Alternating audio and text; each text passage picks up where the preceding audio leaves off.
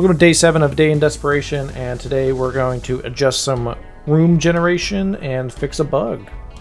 Today I wanted to update and create a new data table for region specifics. I wanted to do this that way I could have more control over each kind of tier in a run and in a floor of what that would look like. So you can be in the forest region, but tier 2 can slightly look different from tier 1 and so on.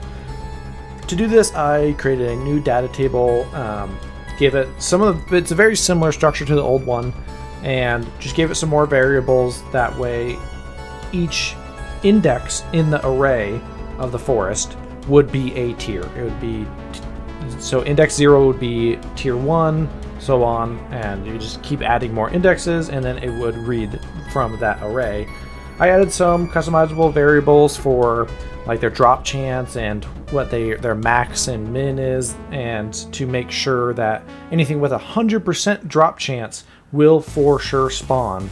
That was pretty important. That way we can have kind of tiles that are like, let's make sure a merchant can spawn, or let's make sure a new region wagon can spawn.